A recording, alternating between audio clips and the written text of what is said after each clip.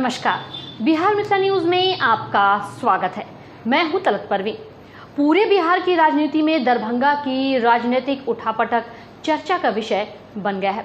सवाल यह है कि क्या केंद्र और राज्य के बीच वर्चस्व के चक्कर में पूरे मिथिलांचल वासियों को काफी बड़ा नुकसान उठाना पड़ेगा। हम बात कर रहे हैं दरभंगा एम्स की, जिसका अब दरभंगा ही नहीं बल्कि सहरसा में भी ग्रहण लगेगा और यह राजनीतिक स्टंट का शिकार बन जाएगा। विवाद तब उठा जब सेंट्रल टीम ने आकर शोभन जगह को लो लैंड और बाढ़ क्षेत्र बताकर यहां एम्स बनाने से इनकार कर दिया। इसके बाद चर्चा का बाजार गर्म हो गया कि अब एम्स दरभंगा से सहरसा चला जाएगा, जहां एक तरफ भाजपा आरोप लगाती है कि महागठबंधन एम्स बनने नहीं देना चाहती, तो वहीं दूसरी तरफ महागठबंधन कहती है कि बड़े बड़े खाई को भी भरकर बड़े बड़े भवन अपार्टमेंट बनाए गए हैं। इसके लिए शोभन में एम्स निर्माण के लिए मिट्टी भराने के कार्य के लिए केंद्र सरकार को तुरंत मंजूरी देनी चाहिए ताकि मिट्टी भराई कर कार्य शुरू हो सके। इन विवादों के बीच देखिए एक रिपोर्ट जो जनता को हिलाकर रख देगी। विकास एक ऐसा शब्द है जो काफी कठिन चुनौती भरा है। जरा गौर कीजिए इस शब्द को। एक तरफ इस शब्द को सरकार के पक्ष विकास करने का दावा करते हैं, तो वहीं विरोधी दल इस विकास पर ही सरकार को घेरती नजर आती है। लेकिन सभी विकास के मुद्दे पर ही चुनाव लड़ते हैं या अपनी छवि बनाते हैं, चाहे कोई भी दल क्यों ना हो। आइए अब हम आपको एक जिक्र करना चाहते हैं दरभंगा के एम्स को लेकर के खूब राजनीति हुई। पहले भारतीय जनता पार्टी ने DMCH में एम्स निर्माण को लेकर के आंदोलन किए। इसके बाद उस समय नीतीश और नरेंद्र मोदी की सरकार मिलकर एम्स निर्माण की हरी झंडी मिल गई। उस समय भी कहा गया था कि DMCH में लो लैंड है और जब तक फ्लाईओवर और मिट्टी भरने का कार्य नहीं होगा तब तक स्वीकृति नहीं मिल सकती है। लेकिन मिट्टी भराने का कार्य हुआ। उसके बाद फ्लाईओवर के नाम पर 3000 करोड़ रुपए बिहार सरकार को देने थे, जिस पर बिहार सरकार तर्क को जरा गौर से समझिए। DMCH में मिट्टी भराने का कार्य जब प्रारंभ हुआ उस समय सभी ने वादे किए, खासकर भारतीय जनता पार्टी ने वहां फटाके फोड़े, इस शिलान्यास किए और कहे कि जल्द यहां OPD एम्स का शुरू होगा। लेकिन धीरे धीरे जब भी नीतीश सरकार से भारतीय जनता पार्टी अलग हो गई और राष्ट्रीय जनता दल जुड़ी, तत्काल इस अशोक पेपर मिल और फिर शोभन में बहुत ही अच्छा साइट नजर आने लगा। विपक्ष इस मुद्दे को भाजपा पर गुमराह करने का आरोप लगाने लगी, लेकिन भाजपा खामोश हो गई क्योंकि बीच में एक मुद्दा और उठने लगा था। वो था कि सहरसा में अब एम्स शिफ्ट हो जाएगा। दरभंगा की जनता को आहत करने वाली ये खबर थी, लेकिन इस खबर के पीछे राजनीतिक मंशा को जनता समझ रही थी। अब सवाल यह है कि महागठबंधन ने शोभन में जगह तय कर दिया, यहाँ तक कि टेंडर निकालकर मिट्टी भराने का भी कार्य हुआ। इसके बाद जब केंद्र सरकार की टीम यहां पहुंची तो उसने इसे लो लैंड और बाढ़ इलाका मानकर यहां एम्स निर्माण को रोकने का प्रस्ताव भेज दिया। इसके बाद राजनीति गर्मा गई, यहां तक कि 2024 की चुनाव जिस मुद्दे पर भारतीय जनता पार्टी और महागठबंधन लड़ने वाली थी, दोनों पर कुठाराघात है क्योंकि जनता दोनों को बराबर का दोषी मान रही है। अब सवाल यह है कि लोग कहते हैं कि जब एक बार DMCH परिसर में एम्स निर्माण को हरी झंडी मिली थी तो उसे रोका क्यों गया।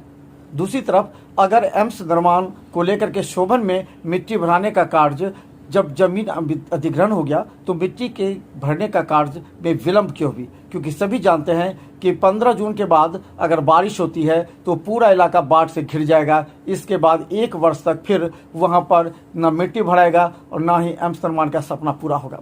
अब जनता महागठबंधन से तो अवश्य पूछ रही है कि एम्स को लेकर के आपने जनता की भावनाओं का कद्र नहीं किया बल्कि जनता की भावनाओं के साथ खिलवाड़ किया।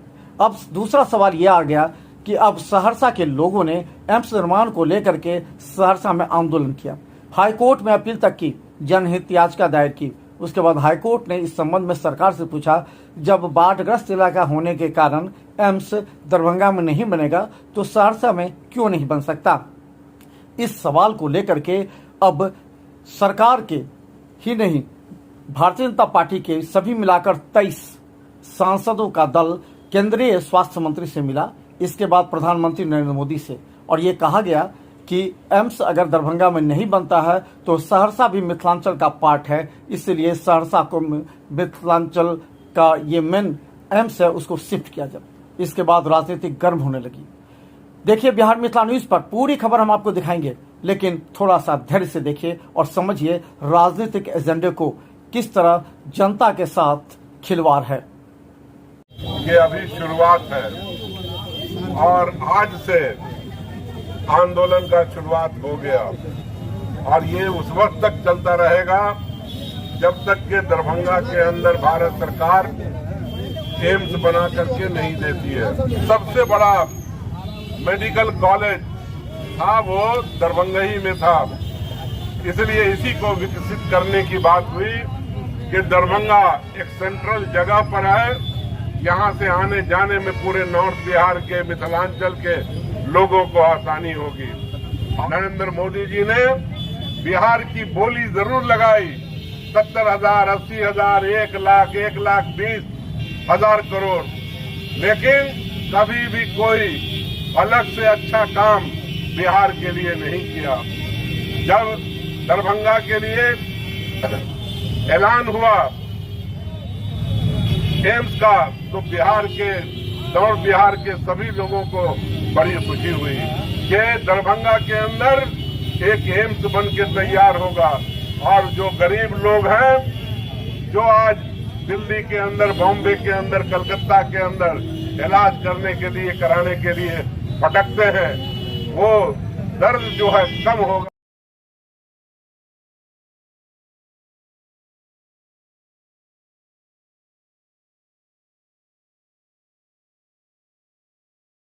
करके भवन दे करके आप बड़ा बड़ा उद्योग कारखाना तो किए ही नहीं, लेकिन आज यदि भारत सरकार यहाँ पर एम्स गरीबों के लिए दिया है, अब उसको लटकाने भटकाने का काम आप कर रहे हैं जो कहीं से औचित्य नहीं है। हम इस विषय को लेकर के लगातार जुटे हुए हैं, लगे हुए हैं।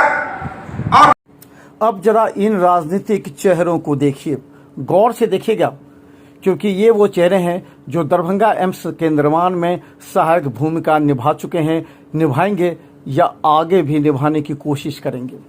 सबसे पहले हम बात करें संजय झा।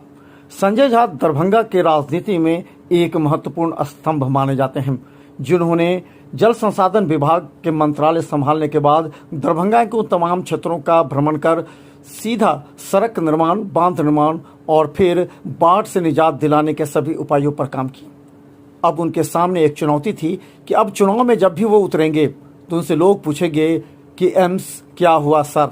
फिर संजय झा के पास एक शब्द होगा, भारतीय जनता पार्टी की वजह से एम्स दरभंगा को नहीं मिली और डीएमसीएच को बचाने के लिए बिहार सरकार को बड़ा निर्णय लेना पड़ा और 2500 शैय्या वाली बेड, जिसमें 3,115 करोड़ रुपए से निर्माण होगा। लेकिन सवाल फिर जनता पूछेगी, आखिर एम्स क्यों नहीं हुआ? इस बीच एक और चेहरा देखिए, यह है गोपाल जी ठाकुर का, जो 2024 में चुनाव मैदान में उतरने को पूरी तरह कटिबद्ध हैं और पंचायत स्तर पर जाकर एम्स निर्माण में सबसे बड़ी बाधा नीतीश कुमार को लगा रहे हैं। उनका कहना है कितना अच्छा रहता जब दरभंगा डीएमसीएच में 200 एकड़ की ज़मीन पर एम्स भी बनता और डीएमसीएच भी होता, लेकिन अपने क्रेडिट लेने के लिए और नरेंद्र मोदी को रोकने के लिए नीतीश कुमार ने इसे खटाई में डाला और इसे सहरसा में शिफ्ट करने के लिए उनके 20 सांसदों ने लिखित दिया है कि दरभंगा में एम्स ना होकर इसे सहरसा दिया जाए। ये दरभंगा के लाखों जनता के भावनाओं के साथ खिलवाड़ है। अब समझिए, भारतीय जनता पार्टी के गोपाल जी ठाकुर आरोप लगाएंगे नीतीश सरकार पर और संजय झा नीतीश कुमार की तरफ से आरोप लगाएंगे नरेंद्र मोदी और भारतीय जनता पार्टी पर। लेकिन तमाम अगर मुद्दों को देखा जाए तो निश्चित तौर पर एक बड़ी विडंबना साबित होती है जो दरभंगा की जनता, जहां 17 जिलों के मरीज का दरभंगा में एम्स में निर्माण हो सकता था, उसका इलाज हो सकता था और डीएमसीएच को भी मजबूती देने के लिए अगर करोड़ों रुपया खर्च कर बिहार सरकार चाहती है कि डीएमसीएच में सभी का इलाज हो, जो अगर रेफर केस होते हैं, जो गंभीर मामले होते हैं, उनका ही एम्स में हो। इस मुद्दे पर हम बता दें कि संजय झा से जब बात हुई तो उन्होंने साफ कहा कि देश के कहीं भी कोने में, चाहे बिहार में देखिए, कहीं भी डीएमसीएच, पीएमसीएच या सरकारी अस्पतालों से काफी दूर एम्स का निर्माण हुआ है। लेकिन आखिर दरभंगा में इस मुद्दे को भारतीय जनता पार्टी क्यों उठाना चाह रही है? और भारतीय जनता पार्टी ने ही एम्स पर ग्रहण लगाया। टीम जो आई, टीम उसे रिजेक्ट कर दिया शोभन को। लेकिन तमाम बातों से लेकर दरभंगा की जनता काफी आहत है। अब सवाल यह है कि क्या नेताओं को जनता की भावनाओं का आदर नहीं करना चाहिए? हालांकि संजय झा ने स्पष्ट कहा है कि कैबिनेट से दरभंगा को मंजूरी मिली है, इसलिए सहरसा शिफ्ट नहीं होगा। लेकिन भारतीय जनता पार्टी इस मुद्दे को लेकर चुनाव में जाना चाहती है और पंचायतों में जाकर कहेगी कि ये नीतीश सरकार की सबसे बड़ी विफलता है। अब देखिए चुनावी एजेंडा के बाद दरभंगा की जनता क्या कहती है। हम लगातार दरभंगा की जनता से पूछेंगे इन नेताओं के विषय में कि आखिर कौन है जिसने दरभंगा के एम्स को रोका है। देखते रहिए बिहार मिथा न्यूज़। यूट्यूब में भी सब्सक्राइब करें, रहें अपडेट। धन्यवाद।